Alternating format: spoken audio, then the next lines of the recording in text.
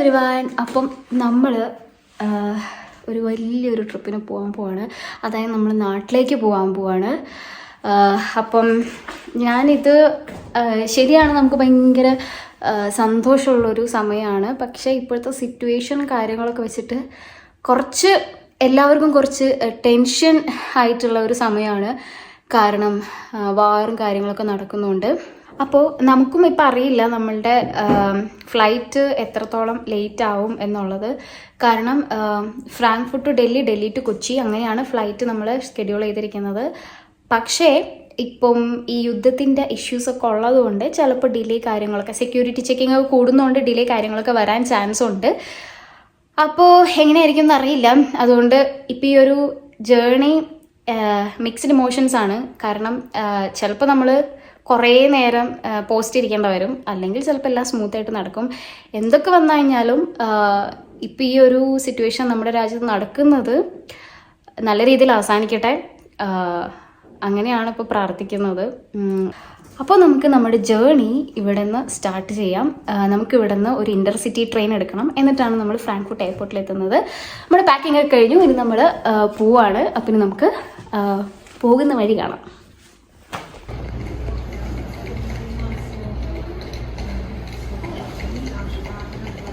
നമ്മളിപ്പോൾ റെയിൽവേ സ്റ്റേഷനിലാട്ടോ ഉള്ളത്. ഇവിടെ നിന്ന് മാൻഹൈമിലേക്കുള്ള ഒരു ട്രെയിൻ പിടിക്കണം. അതായത് ഇൻ്റർസിറ്റി ട്രെയിനാണ്. എന്നിട്ട് അവിടെ നിന്നാണ് നമുക്ക് ഫ്രാങ്ക്ഫർട്ടിലേക്കുള്ള കണക്ഷൻ. അപ്പോൾ ഫ്രാങ്ക്ഫർട്ട് എയർപോർട്ടിലേക്ക് നമ്മൾ ഡയറക്റ്റ് എത്തും ഈ ഇൻ്റർസിറ്റി ട്രെയിൻ പിടിച്ചു കഴിഞ്ഞിട്ടുണ്ടെങ്കിൽ. അപ്പോൾ നമ്മൾ അതിന് വേണ്ടിയിട്ട് വെയിറ്റിംഗ് ആണ്. ഇപ്പോൾ എനിക്ക് അത്യാവശ്യം ഒരു ചെറിയ ഒരു എക്സൈറ്റ്മെൻ്റ് ഒക്കെ തോന്നുന്നുണ്ട്. എനിക്ക് മാത്രമല്ല, ചേട്ടനും ലൈക്ക് നമ്മൾ നാട്ടിലേക്ക് പോവുകയാണല്ലോ എന്ന ഒരു സന്തോഷം. ഇവിടെ ഇപ്പോൾ സ്പ്രിംഗ് സീസൺ സ്റ്റാർട്ട് ചെയ്തുകൊണ്ട് തന്നെ നല്ല ഭംഗിയാണ് ഇങ്ങനെ പോകുന്ന വഴിയിൽ പാടങ്ങളൊക്കെ കാണാൻ വേണ്ടിയിട്ട്. ഇതെനിക്ക് തോന്നുന്നു റാപ്സീഡോ അങ്ങനെ എന്തോ ഒരു തരത്തിലുള്ളൊരു മഞ്ഞ കളറുള്ള പൂവാണ് അതിൻ്റെ. അപ്പോൾ രസമായിരുന്നു ഇങ്ങനെ പോകുന്ന വഴി ആ ഒരു പാടങ്ങളും ഒക്കെ കാണാൻ വേണ്ടിയിട്ട്. ഇപ്പോൾ പച്ചപ്പൊക്കെ വന്നുകൊണ്ട് പ്രത്യേകിച്ചൊരു ഭംഗിയുണ്ട്.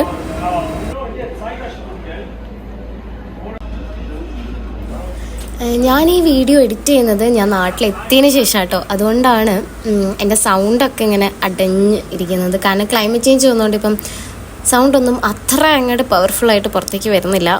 ആ ഒരു സിറ്റുവേഷനിലാണ് ഞാനിത് വോയിസ് ഓവർ ചെയ്യുന്നത്. അപ്പോൾ നമ്മളങ്ങനെ മാൻഹൈം എന്ന് പറഞ്ഞ സ്റ്റോപ്പിലെത്തി. പിന്നെ നമ്മൾ ഫ്രാങ്ക്ഫർട്ടിലേക്കുള്ള ട്രെയിൻ കയറി.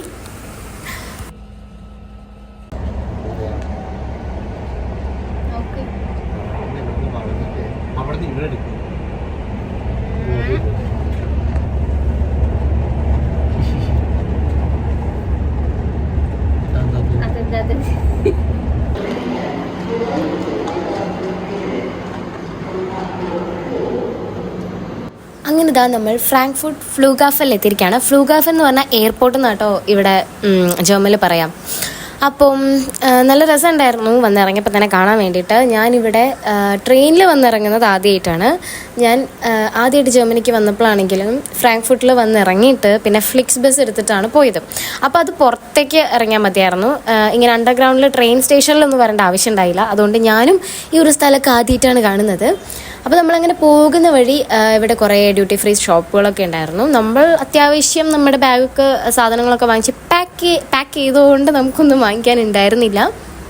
നമ്മൾ എയർപോർട്ട് എത്തിയപ്പോൾ തന്നെ വീട്ടിലേക്കൊക്കെ ഒന്ന് വിളിച്ചു. ചേട്ടൻ്റെ വീട്ടിൽ എൻ്റെ അമ്മയും അനിയത്തിയും ഒക്കെ ഉണ്ട്. അപ്പം അവരും ഇങ്ങനെ ടെൻഷനിൽ കാത്തിരിക്കുകയാണ് നമ്മളെ. അപ്പോൾ അവരോട് സംസാരിക്കുകയായിരുന്നു കുറച്ച് നേരം. അടുത്ത ഫ്ലൈറ്റ് എപ്പോഴാണെന്ന് അറിയില്ല, എന്തായാലും നോക്കാം.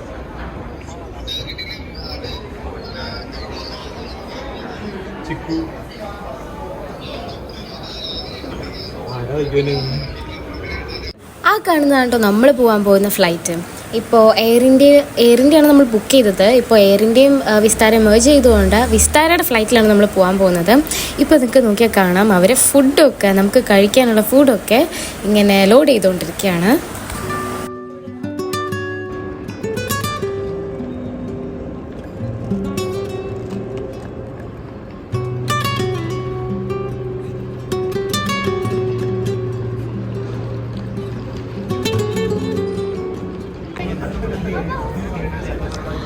നമുക്കില്ലേ ഡൽഹി ടു കൊച്ചി ഉള്ള ഫ്ലൈറ്റ് കിട്ടുമോ? ഫ്ലൈറ്റ് കിട്ടുമല്ലോ. സെയിം പക്ഷെ 10:30 അല്ല 11:30 ഫ്ലൈറ്റ് കിട്ടില്ല. 11:30 കിട്ടില്ല. അതിന് ഞാൻ പറഞ്ഞ നാളത്തെ കിട്ടില്ല, ഒരു ദിവസം കഴിയും. ഒരു ദിവസം കഴിയാൻ സാധ്യതയുണ്ട് എന്ന് തോന്നുന്നു. നോക്കാം.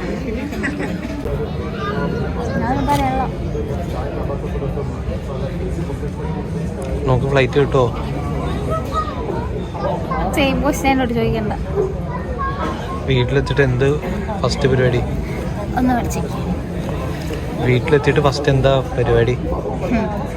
വീട്ടിലെത്തിയിട്ട് ഫസ്റ്റ് പരിപാടി എല്ലാവരും കണ്ടൊക്കെ കഴിഞ്ഞിട്ട് Ladies and gentlemen, thank you for your patience. Your Star Alliance flight Air India AI 2030 to Delhi is now open.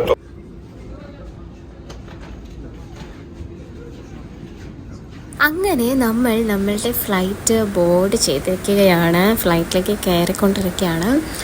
നമ്മൾ ബുക്ക് ചെയ്തത് എയർ ഇന്ത്യ ആണ്. അപ്പോൾ എയർ ഇന്ത്യയിൽ പ്രീമിയം എക്കോണമിയാണ്. അപ്പോൾ ഞാൻ ആദ്യമായിട്ടാണ് എയർ ഇന്ത്യയിൽ പോകുന്നത്. ജസ്റ്റ് എന്തൊക്കെയാണ് അവിടെ സംഭവിക്കുന്നത്, എന്ത് കമ്മ്യൂണിറ്റീസ് അവിടെ ഉണ്ട്, അടിപൊളിയാണോ എന്നൊക്കെ ഞാൻ ജസ്റ്റ് ഒന്ന് കാണിക്കാം.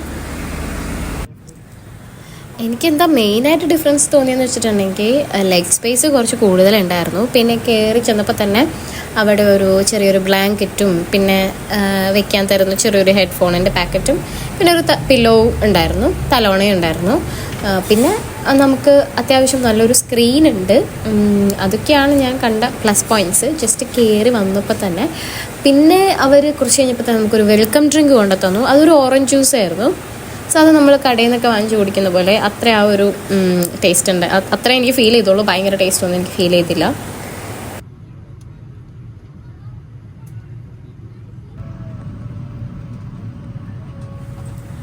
പിന്നെ അത് കഴിഞ്ഞപ്പോഴേക്കും ഒരു ടവൽ കൊണ്ട് തന്നു. അത് നല്ല ചൂട് വെള്ളത്തിൽ മുക്കിയ ഒരു ടവലായിരുന്നു. നമുക്ക് ജസ്റ്റ് കൈയൊക്കെ തുടക്കാൻ വേണ്ടിയിട്ട്, ഒന്ന് ഫ്രഷ് ആവാൻ വേണ്ടിയിട്ട്. പിന്നെ സീറ്റിലാണെങ്കിൽ തന്നെ ഇങ്ങനെ ഹെഡ് റെസ്റ്റ് ചെയ്യണ സ്ഥലം അത്യാവശ്യം നല്ലതായിട്ട് തോന്നി. ഇത് എക്കോണമിയിലുണ്ടോ എന്ന് എനിക്കറിയില്ല, പക്ഷേ ഇത് അത്യാവശ്യം നല്ലതായിട്ട് എനിക്ക് തോന്നി. കാരണം നമ്മൾക്ക് നെക്ക് പില്ലോ പിന്നെ എക്സ്ട്രാ ഇടേണ്ട ആവശ്യം വന്നില്ല. പിന്നെ അതിൻ്റെ സൈഡിൽ തന്നെയായിട്ട്, അതായത് ഈ ഇരിക്കുന്ന ചെയറിൻ്റെ സൈഡിൽ തന്നെയായിട്ട് ഒരു കുഞ്ഞ് റിമോട്ട് ഇരിപ്പുണ്ടായിരുന്നു.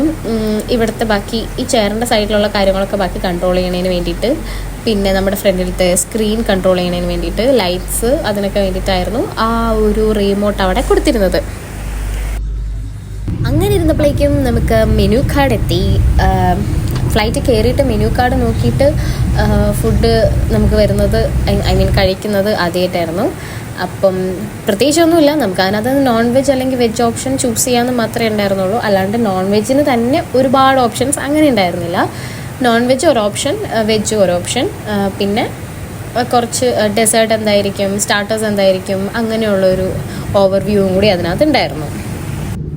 അപ്പോഴേക്കും നമ്മുടെ ഫ്ലൈറ്റൊക്കെ സ്റ്റാർട്ട് ചെയ്തു. നമ്മൾ ചെറുതായിട്ട് ഇങ്ങനെ കുഞ്ഞു കുഞ്ഞു ലൈറ്റ്സ് അടിയിൽ കാണില്ലേ, ഈ ഒരു വിഷ്വൽ എനിക്ക് ഭയങ്കര ഇഷ്ടപ്പെട്ടു. എന്താ പറയുക, പിന്നെ നമ്മൾ നാട്ടിലേക്ക് പോകുന്ന ആ ഒരു ഫീലിംഗ് കൂടെ ആയതുകൊണ്ടായിരിക്കാം ഞാൻ ഭയങ്കരമായിട്ട് എൻജോയ് ചെയ്യുന്നുണ്ടായിരുന്നു പുറത്തേക്കൊക്കെ നോക്കിയിരുന്നിട്ട്.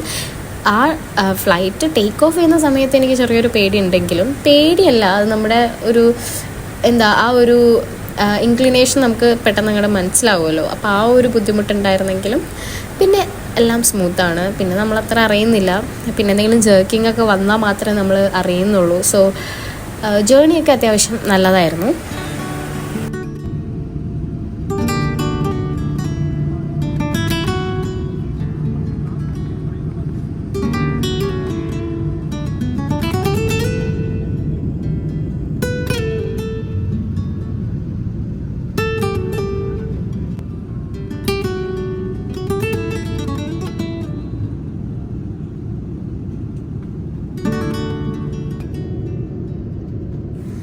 നമ്മൾ ഫ്ലൈറ്റ് എടുത്തത് ഏകദേശം ഒരു 9 മണിക്ക്, രാത്രി 9 മണിക്കായിരുന്നു. അപ്പം നമുക്ക് ഇപ്പം ഫുഡ് സെർവ് ചെയ്തിട്ടുണ്ട്, ഡിന്നർ സെർവ് ചെയ്തിട്ടുണ്ട്.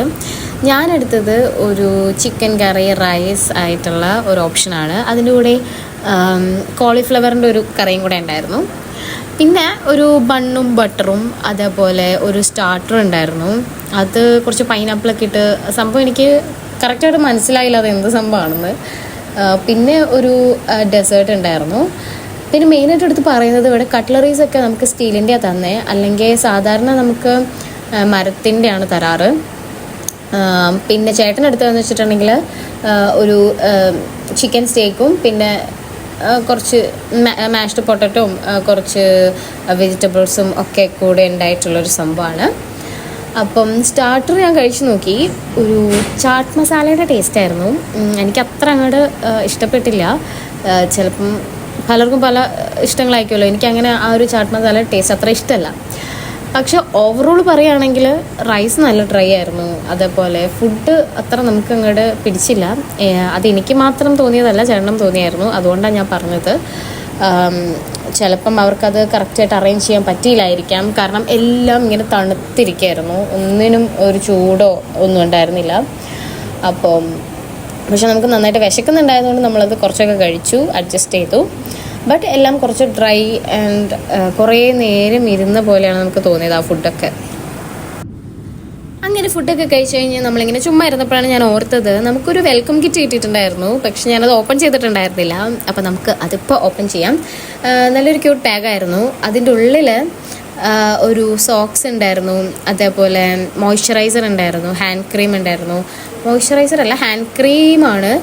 പിന്നെ ഒരു ലിപ് ബാം ആയിരുന്നു അത്. പിന്നെ ഞാൻ കുറച്ച് നേരം ഇങ്ങനെ ടി വിയൊക്കെ ഒന്ന് പരതി നോക്കി. കുറച്ച് ബോളിവുഡ് മൂവീസൊക്കെ കണ്ടു. കാണാത്ത മലയാളം മൂവീസൊന്നും ഞാനങ്ങനെ കണ്ടില്ല. അപ്പം ഇതൊക്കെ നോക്കിയെങ്കിലും കുറച്ച് കഴിഞ്ഞപ്പോൾ തന്നെ കിടന്നുറങ്ങി. കാരണം അത്യാവശ്യം നല്ല ടയേർഡായിരുന്നു. നമ്മൾ ജോലിയൊക്കെ കഴിഞ്ഞ് എല്ലാം പാക്കൊക്കെ ചെയ്ത് പെട്ടിയൊക്കെ ചുമന്നാണല്ലോ ഇവിടം വരെ എത്തിയത്. അപ്പോൾ അത്യാവശ്യം നന്നായിട്ട് കിടന്നുറങ്ങി. ഓരോറക്കമൊക്കെ കഴിഞ്ഞ് പിന്നെ ജനലിൽ കൂടെ നോക്കിയപ്പം രാവിലെ ആയിട്ടുണ്ട്. അത്യാവശ്യം വെട്ടമൊക്കെ വന്നിട്ടുണ്ട്. അപ്പോഴേക്കും നമുക്ക് നമ്മുടെ ബ്രേക്ക്ഫാസ്റ്റ് എത്തി. ഞാൻ ഇതിന് മുന്നേ വിസ്താരയിൽ ട്രാവൽ ചെയ്തിട്ടുണ്ടെന്ന് പറഞ്ഞല്ലോ. അപ്പോഴൊക്കെ ബ്രേക്ക്ഫാസ്റ്റ് അത്യാവശ്യം നല്ല രീതിയിലാട്ടോ തന്നുകൊണ്ടിരുന്നത്. ഞാനിത് ഇപ്പോൾ പ്രീമിയം എക്കോണമി ആയിട്ട് എനിക്ക് അത്ര വലിയ ഡിഫറൻസ് ഒന്നും ഫീൽ ചെയ്തില്ല. ഫുഡ് ചിലപ്പം ഇന്നത്തേക്ക് മോശമായതായിരിക്കാം, ഐ ഡോണ്ട് നോ. അങ്ങനെ നമുക്ക് വലിയ കാര്യമായിട്ടൊന്നും ഉണ്ടായിരുന്നില്ല. ജസ്റ്റ് ഒരു ക്രോസോണ്ടും ഒരു മഫിനും മാത്രമേ അങ്ങനെ കഴിക്കാൻ പറ്റുന്ന രീതിയിലുണ്ടായിരുന്നുള്ളൂ. പിന്നെ കുറച്ച് കട്ട് ഫ്രൂട്ട്സ് ഉണ്ടായിരുന്നു, ഒരു യോഗട്ട് ഉണ്ടായിരുന്നു. It's okay. അങ്ങനെ ഫില്ലിംഗ് ആയിട്ടുള്ള ബ്രേക്ക്ഫാസ്റ്റ് ഒന്നും ആയിരുന്നില്ല. അങ്ങനെ അവസാനം നമ്മൾ ഡൽഹി എത്തിയിട്ടോ. നമ്മൾ ഇന്ത്യ കണ്ടു. അപ്പോൾ ആ ഒരു പച്ചപ്പൊക്കെ കണ്ടു തുടങ്ങിയപ്പോൾ തൊട്ടേ ആ ഒരു എന്താ പറയുക, ഒരു ചെറിയ സമാധാനമൊക്കെ ഫീൽ ചെയ്ത് തുടങ്ങി. പക്ഷേ ഇനിയാണ് നമുക്ക് എന്താകും എന്നറിയാത്തത്. കാരണം നമുക്കിപ്പം ഡൽഹി ടു കൊച്ചി ഉള്ള ഫ്ലൈറ്റ് ജസ്റ്റ് 2 hours ലേ ഓവർ ഉണ്ടായിരുന്നുള്ളൂ. അപ്പോൾ നമുക്കത് കിട്ടുമോ അല്ലെങ്കിൽ ആ ഫ്ലൈറ്റ് ക്യാൻസൽ ആവുമോ അങ്ങനെയൊക്കെ ഉള്ള കുറേ കൺഫ്യൂഷൻസ് ഉണ്ടായിരുന്നു. നമ്മൾ ജസ്റ്റ് പുറത്തേക്ക് ഇറങ്ങി. ഇനി നമുക്ക് ലഗേജ് എടുക്കാൻ അവർ പറഞ്ഞിട്ടുണ്ട്, എല്ലാവരും കയ്യിലേക്ക് എടുക്കണം എന്ന്. അപ്പോൾ നമുക്ക് ലഗേജ് എടുത്തിട്ട് വേണം വീണ്ടും ചെക്ക് ഇൻ ചെയ്യാൻ വേണ്ടിയിട്ട്. അപ്പോൾ നമുക്ക് എങ്ങനെയാവും എന്നറിയില്ല. ഇനി ഇവിടെ മുതലാണ് നമ്മളുടെ ഒരു ചെറിയ വലിയ കഷ്ടകാലം ആരംഭിക്കുന്നത്. എങ്ങനെയാണെന്ന് വെച്ചിട്ടുണ്ടെങ്കിൽ നമ്മൾ ഡൽഹിയിലെത്തി, പക്ഷേ നമുക്കൊരു 8ൻ്റെ പണിയാണ് കിട്ടിയത്. അത് ഞാൻ അടുത്ത വ്ളോഗിൽ അപ്ലോഡ് ചെയ്യാം, അല്ലെങ്കിൽ ഇത് ഒരുപാട് ലെങ്തി ആയിട്ടുള്ളൊരു വ്ളോഗായി പോകും. സത്യം പറഞ്ഞാൽ നമ്മൾ എക്സ്പെക്റ്റ് ചെയ്തതിനൊക്കെ കൂടുതൽ കുറച്ച് കഷ്ടമായിരുന്നു. കാരണം നമ്മൾ ഇപ്പം എത്തും എന്നുള്ളൊരു പ്രതീക്ഷയിൽ വീട്ടിലിപ്പം എത്തും എന്നുള്ള പ്രതീക്ഷയിൽ എത്തിയിട്ട് നമുക്ക് എത്താൻ പറ്റാണ്ടിരിക്കുക എന്നുള്ളത്, ആ ഒരു വെയിറ്റിംഗ് പീരീഡ് കുറച്ചും കൂടെ അങ്ങ് എക്സ്റ്റെൻഡ് ആയി പോവുക, ഒരു ദിവസത്തോളം എക്സ്റ്റെൻഡ് ആയി പോവുക എന്നൊക്കെ പറഞ്ഞു കഴിഞ്ഞാൽ അത് കുറച്ച് കഷ്ടമുള്ള കാര്യമാണ്. അപ്പം ഇനി അടുത്ത വ്ളോഗിൽ കാണാം. അതുവരേക്കും ചൂസ്.